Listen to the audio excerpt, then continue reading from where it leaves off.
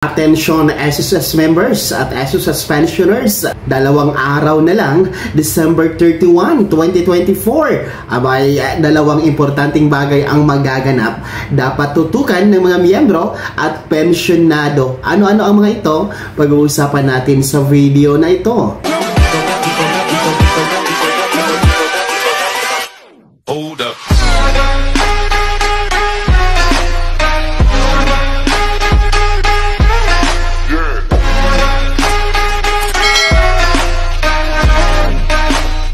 Hello mga ka-vlogs! Welcome dito sa aking YouTube channel. Magandang araw po sa lahat ng mga manonood. Saan po kayong dako sa mundo? Kumusta mga ka-vlogs? Eto na nga po, 2 araw na lang, December 31. Abay, magaganap po ang 2 importanteng bagay na dapat po tutukan ng ating mga miyembro at pensionado sa SSS. Mamaya-maya atin yung pag-uusapan. Pero bago ang lahat, kung bago ka pa lang dito sa aking YouTube channel, o di kaya hindi ka pa nakasubscribe, abay, click nyo muna ang ating subscribe button na nasa baba. Huwag niyong kalimutan na pindutin ang notification bell. Ilagay niyo po sa all para naman updated kayo sa lahat ng mga videos na aking i-upload. So ito nga po, no, importanteng paalala, 2 araw na lang, no, December 31 na po yan, ay mangyayari na po ang 2 mahalagang bagay sa pagiging miyembro at pensionado sa SSS. Dapat niyo itong malalaman at tututukan mga miyembro at pensionado. Una po, para ito sa mga miyembro na nasa ibang bansa, mga overseas Filipino workers or OFW.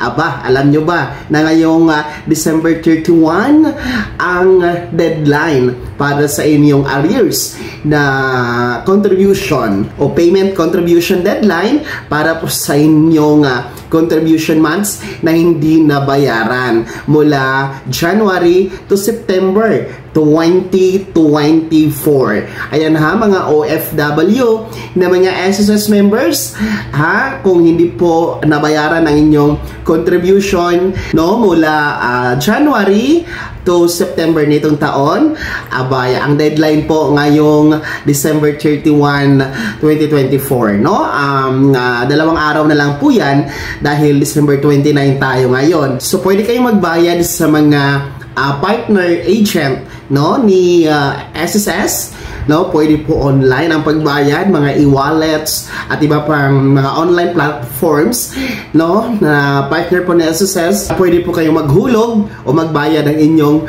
contribution. And take note kung magbabayad kayo ng contribution ninyo, kailangan nyo po ang payment reference number or PRN. So dapat maka-generate kayo nito, no. Punta lamang po kayo sa inyong website sa SSS, no, ang www or www.sss.gov.ph.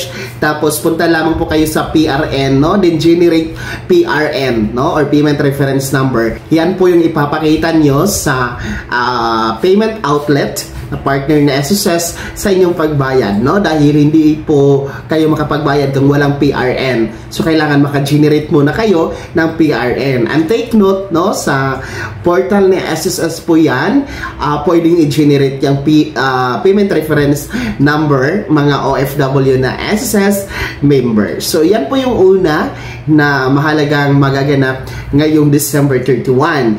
So pangalawa, para po ito sa mga pensionado ni SSS na may edad 80 years old pataas, dito ka man sa Pilipinas o nasa ibang bansa, no, it's either retirement pensioners, total disability pensioners, survivor pensioners, no, kayo po ay inanyayahan na mag-comply ng inyong annual confirmation of pensioners or SSS ACOP.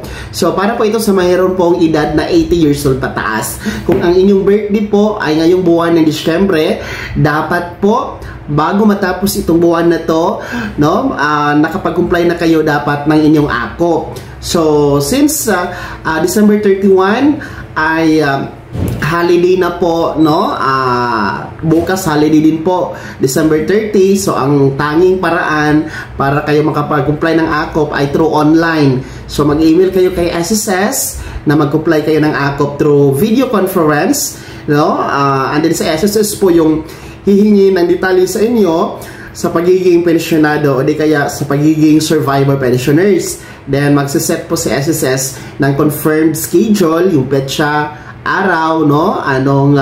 Anong buwan, no, ang inyong video conference, no? Kahit hindi po ngayon yan magaganap na 30 or 31 ng Disyembre, as long as nag-reply po si SSS, pwede pa po yan, no? Kahit sa January, no? January na po ang schedule, as long as nakapag-email muna kayo ngayon kay SSS. So mahalaga ito, no, sa ating mga 80 years old pataas na mga pensyonado na meron pong buwan ng kapanganakan o birth month nitong buwan ng Disyembre.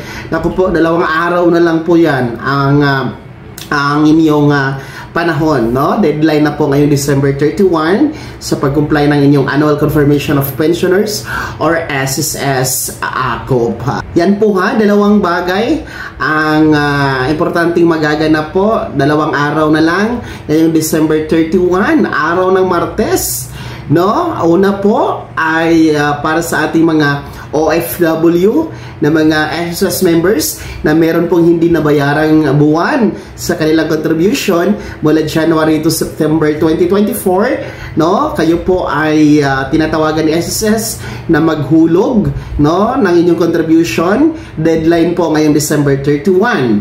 And then pangalawa, para sa meron pong birth month na mga SSS pensioners nitong buwan ng Disyembre, kung kayo ay nagbi-birthday nga ngayong buwan na ito, basta 80 years old pataas, nasa Pilipinas o nasa abroad, no, required po kayo na mag-comply ng inyong SSS Annual Confirmation of Pensioners or SSS AKOP.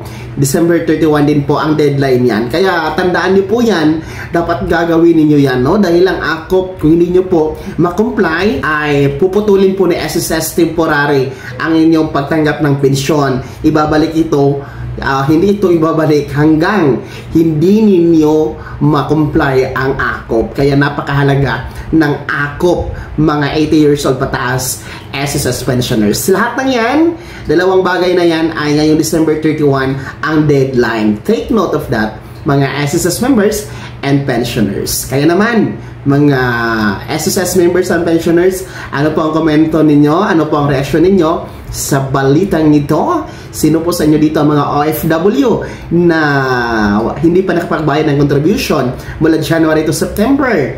And then, sino din po sa inyo dito ang mga pensyonado na hindi pa nakapag-comply ng AKOP? Yung mga merong birth month kayong buwan ng Disyembre, i-komento nyo po sa comment section na nasa baba. Pakilakip ng buong pangalan at kung taga saan kayo. Bago ako magtapos sa video na to, kung gusto nyo pong sumuporta sa aking YouTube channel, maaari nyo pong i-click ang ating super thanks button na nasa baba. Sa mga gusto maging miyembro, pwede po. I-click nyo po ang ating join button. Maraming perks dyan mga ka-vlogs.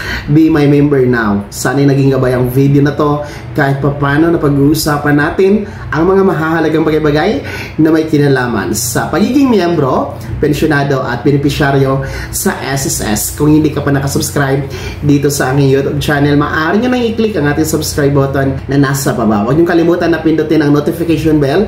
Ilagay nyo po sa all para naman updated kayo sa lahat ng mga videos na aking i-upload. Maaari nyo din i-like ang video na to.